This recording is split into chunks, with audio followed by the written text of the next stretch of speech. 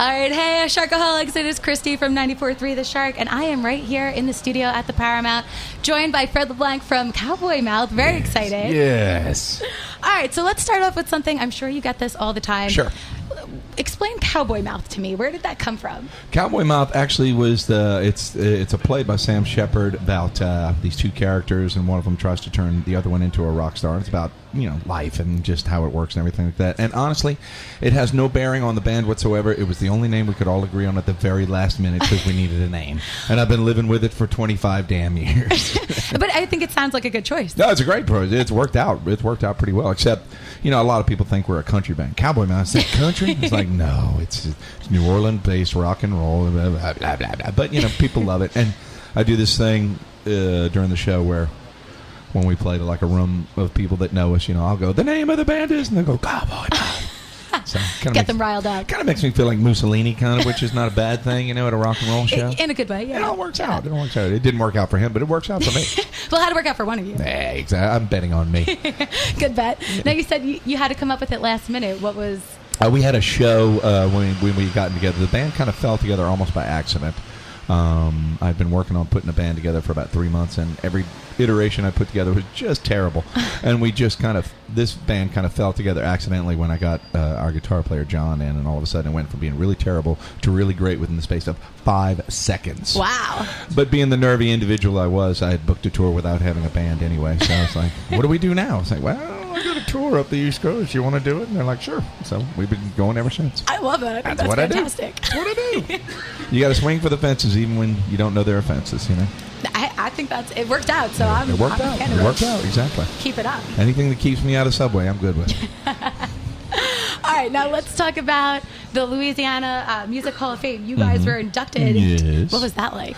It was a very sensual, sexual experience. Yeah. No, in no way, shape, or form. No, we'd been, oddly enough, we were kind of inducted in Texas because we had played a festival, and we had played with a band called Louisiana LaRue at a festival, and they were being inducted the same day.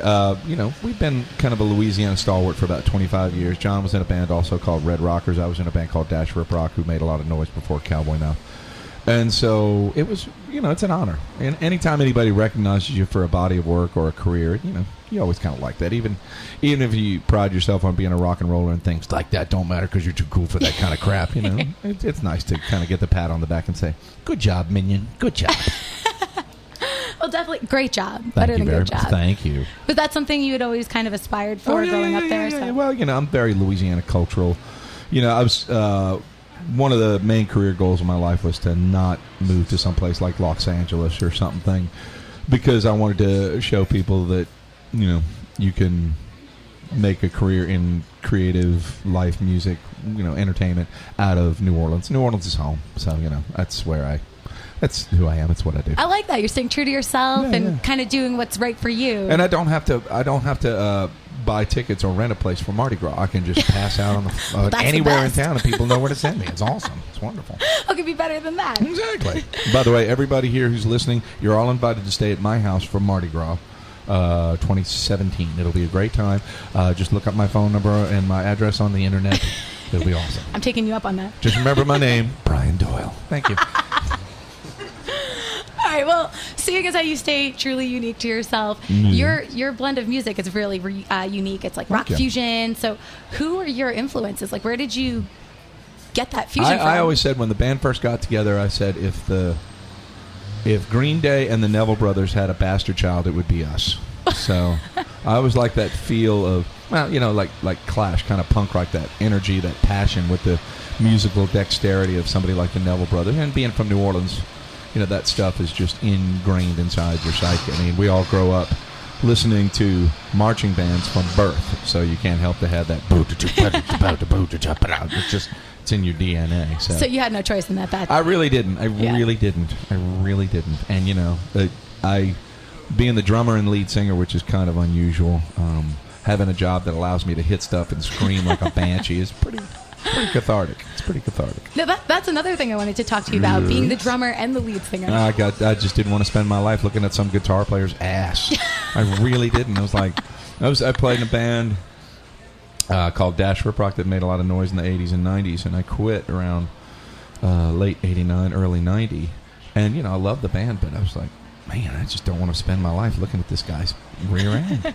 I just got better things to do. And it wasn't a matter of putting other people behind me. It was a matter of just going up front where the fun was. Yeah. And so that was pretty much the main impetus for me. Plus, it was my van. You can do what you want. I can do what the hell I want. I like it. Shake it up. It's my van. I'm not moving anybody to back. I just want to come up front. Yeah. So why not? I like that. It seems to work. I've been doing it 25 years. If it ain't broke, don't fix it, right? Yeah, well, it's definitely working. Thank you, dear. Thank you, dear. So Jenny obviously has a lot to say. Tramp!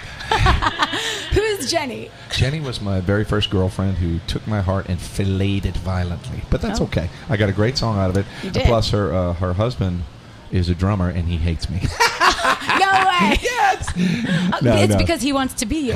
No, I don't think he wants to. I don't know. No, maybe he does. But no.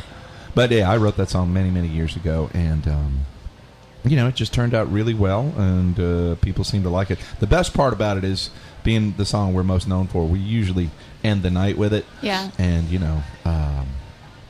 the chorus of the song is "Let it go, let it go, let it go." And it's very ascending kind of musical. Let it go, let it go, let it go. Ah, it's very almost Viking-esque, We will win against all cost, And so that's kind of like the musical money shot of our show. And whether we've played to crowds like 50 people, we've played to crowds of 100,000 people. Yeah. And just getting a group of people to kind of use that musical catharsis to kind of have that as I call it, rock and roll orgasm.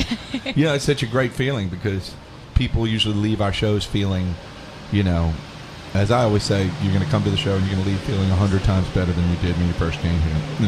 Yeah. A fan of ours recently came up and said, "Man, I love you guys. You guys are like a gospel temp revival without the religion." And I'm like, that's awesome. That's great. Yeah, I could see that because you really can kind of like connect to the songs. You can feel it. Everyone has that, all right, got to let this person go. And exactly. It's all about, it's not about the people on stage. It's about everybody in the audience. My theory is that people don't go to a Rolling Stone show to see Mick Jagger. They go to a Rolling Stone show to hopefully be Mick Jagger. And I just let them know it's cool to be Mick Jagger. That's all. It's like, yeah, go ahead, do it. No, definitely. Because experience. The thing about it is I encourage the audience to go as crazy as they can because nobody's going to look any dumber than this drum playing, screaming, sweaty son of a bitch on stage. That's true. I don't know. I can't imagine that you don't look awesome. I'm pretty silly looking. I'm a pretty silly looking bastard, but I'm good at it. Yeah. I'm not afraid to walk the high wire and fall on my face. You just get up again. Well, that's probably why you're so successful. You get to, you're instead of saying, all right, this is what other people do, you do what you do you. Well, the main reason I think we're successful is because we have a management team out of Huntington, New York. Woo! You like that? You like that? Kissing your butt over there. Look at him shake that thing, Brian. Yay! Yeah. So, all right, let's talk about what's coming up next. So Let's we have an album coming up, Greatest Hits. A Greatest Hits. A best of called The Name of the Band Is. And we did 3 new songs on it, kind of an EP's worth of new songs. But we decided to recut a lot of the old stuff, partially because it was like on different labels and blah, blah, blah. But this version of the band is very strong. Me and John Griffith, the guitar player, are the main 2, and we started it, and we've had it going for the last 25 years. We've gone through bass players like Spinal Tap has been through drummers. But our bass player now is a guy named Brian Broussard. He actually was also in Dash Rip Rock 10 years after I was, and he has a brewery down in Louisiana. Cool. So when we're not on tour, he's making beer. Actually, he's a Broussard, so that's Cajun, just like me, LeBlanc. So he talks like this. He got a little bit of that in his family, bro. That's what you talk about.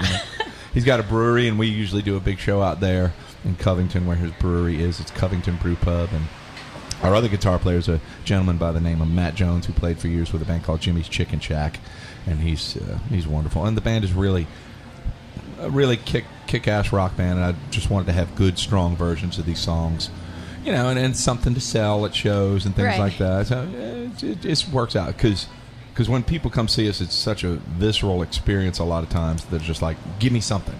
Give me a shirt, give me music, give me something. Yeah. It's like, okay, well, here are the songs we're best known for, plus some new stuff, and give me a hug. Squeeze me like a zit. Great imagery right there. I love it. Yeah. I love that you included some new songs on your Greatest Hits album. I mean, that's pretty cool. Do you think those are going to be your future Greatest Hits? Oh, yeah, I think one of them definitely has,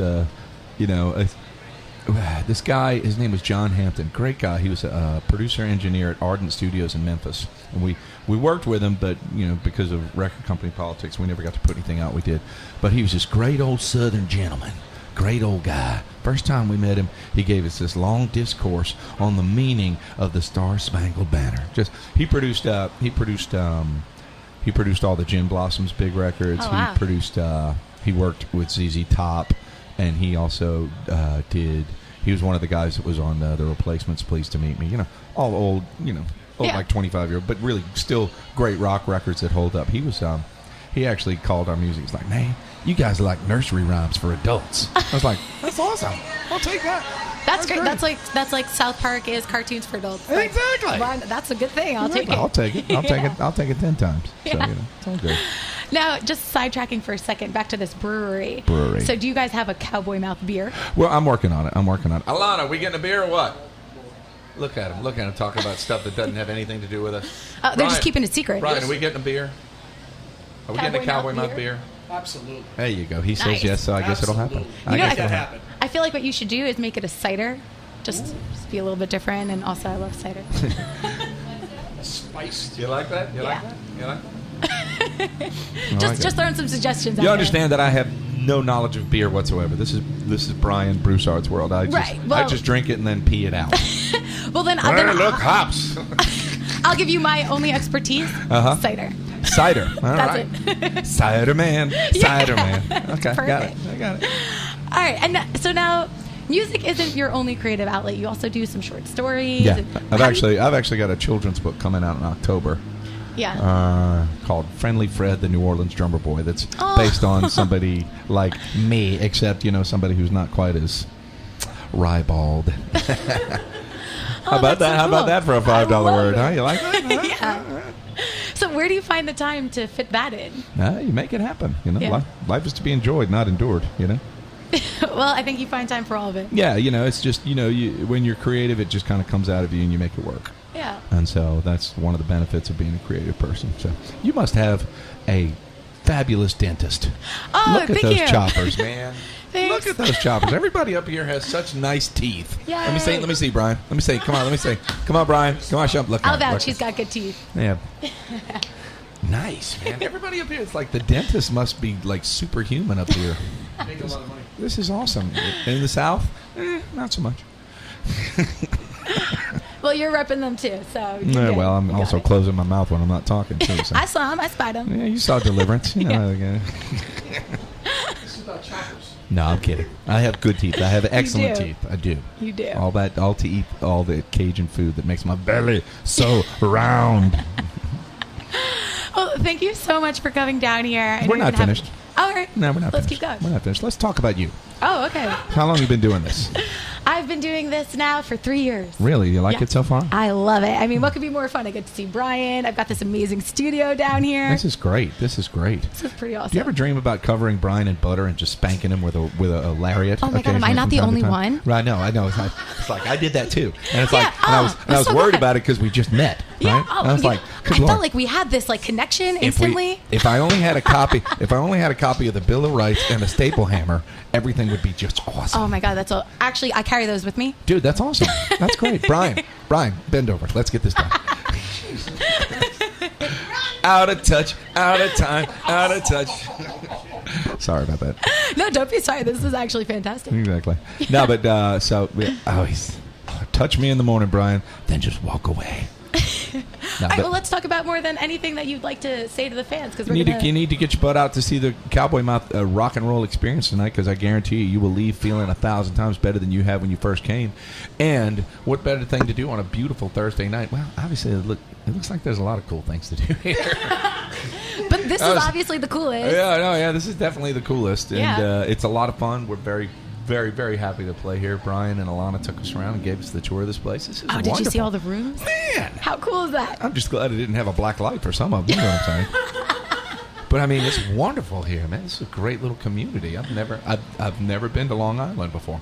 Well, now you're gonna have to come back. Well, yeah, repeatedly. Yeah, repeatedly. And I'm gonna see you when I come down to Mardi Gras. Yeah, exactly. And bring your dentist. It'll be good. Yeah, my dentist will be there. Dentist will be there. It'll be fantastic. Yeah. Show tonight. Huh? You coming to the show tonight? Oh, of course I'm coming to the show. You I'm going to be better. going crazier than everybody else. Really? I like that part. I like that part. I'll pull you on stage and I'll have you beat a drum. Yes. Don't I even can play think the I drums. won't. Don't even think I won't. I've got like the... I took Yeah, drums for a couple years. Yeah, you need to stop that right now. I'm sorry, is that embarrassing? Nice Am I nails. embarrassing you? You're embarrassing yourself more As long than as you're not anything. embarrassed by it, I can deal with that. Embarrass myself constantly. Exactly. I did that this morning, but that involved chili. I But wanna that's hear about okay. this. Nah, you don't want.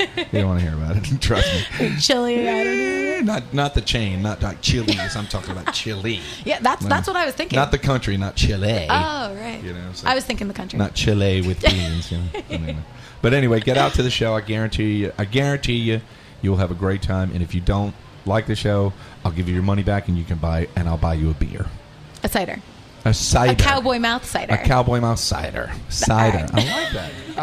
I like her. You can stay. Yay. You can stay. Woohoo! Nice. Thank you. Tell your dentist I said hello. Oh, I will. All right, dear. He's coming to Mardi Gras. He's going to have to know. Marvelous. He's staying at my house? Yeah. So I'll get the butter ready and everything. We'll Okay. bring Brian. It'll be perfect. Brian's going to be there. Brian's going to be refereeing the whole thing. No, don't do it that way. Hit him this way. Make him cry. I'm just like Brian's this. Steve. excited. I'm just like this. He's shaking his head. I think we lost a manager, so that's good. What did I do? What? It's all love. It's all love. God damn it. Oh, sorry about that. Oh, no, you're good. You're good. No apologizing. Sorry about that. I think this is my favorite interview ever. Until the next time you interview me. That's true. Bump it. I'm out of here. Have fun. Have a Thank you, great dear. show. Come Thank say you hello. so much. Bye. Bye. Does it work?